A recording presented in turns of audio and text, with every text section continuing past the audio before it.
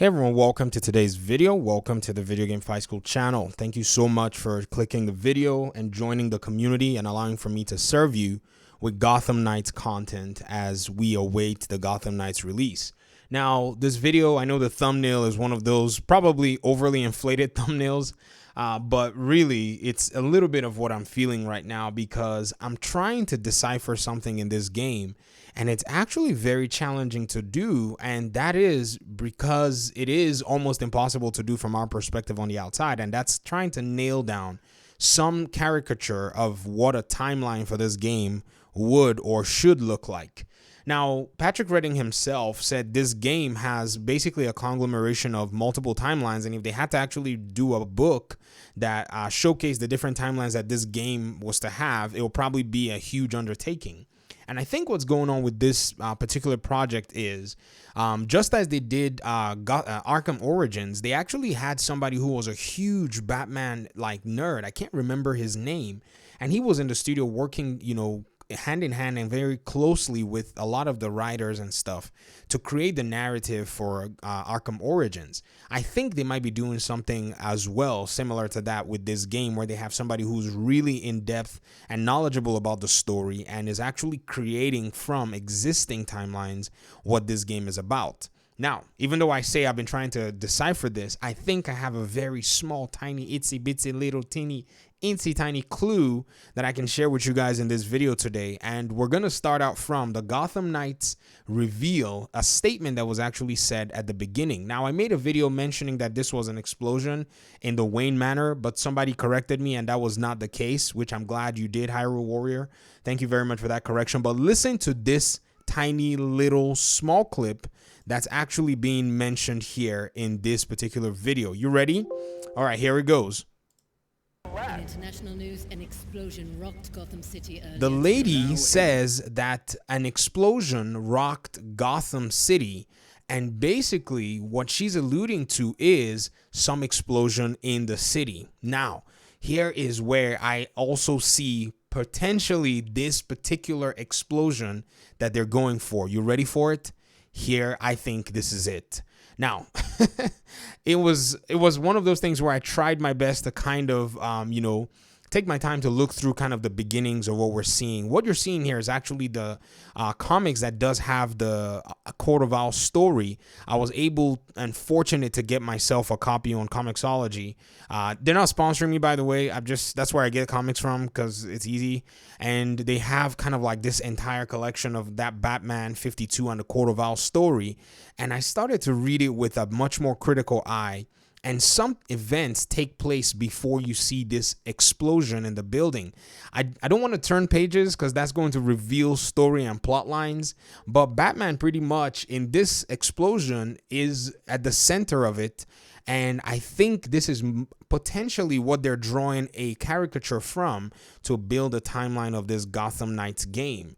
And even when we go back and look at the initial teases on Twitter or kind of the marketing, remember the first tease for this game was a t-shirt. Somebody working in a studio had a t-shirt with a Court of Owls on it. They took a picture and they put it on Twitter, and this was the first glimpse that we got to see in regard to something coming out of the studio officially about the game at work.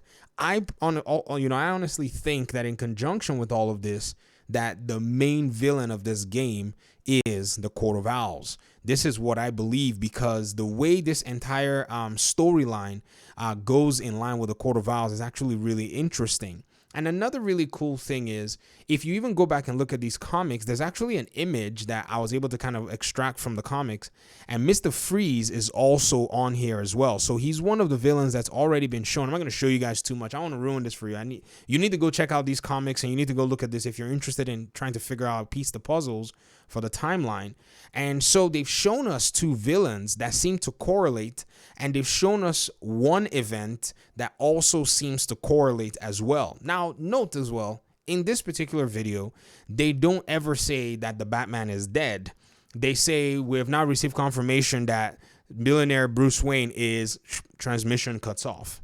And then it goes into Bruce Wayne's little decrypted message, which may have been triggered by something. So I think there's a lot of missing pieces that still needs to be answered, but as much as it's a little frustrating, I'm such a Batman fan that it's one of those kinds of frustrations that you go back to and keep digging. So I see myself sitting here and digging through this to find different correlations and try my best to piece together what this timeline might look like.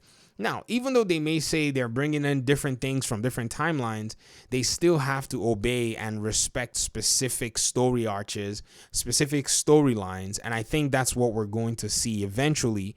But for now, I can almost confidently say that there are a lot of hidden details within this particular storyline because it was initially teased, initially talked about, and the Court of Owls are much newer in regard to their introduction into the Batman Rogues Gallery than, say, even Mr. Freeze and some of the other villains that you've seen in the past Arkham games.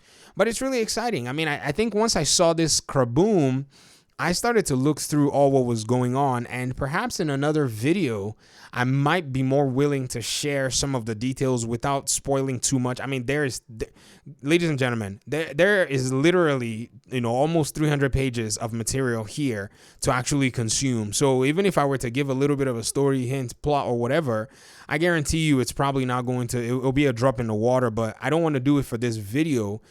This video is just here to highlight kind of my own I would say journey to looking forward to what the storyline might entail for this particular game. So man, I really can't wait to get to the villains and see what their storylines come into play and look for maybe even how the Bat family gets to deal with them. But this is all really cool because yes, the Belfry, all that stuff comes from all kinds of other places. I think they're using it because it makes a good gameplay element.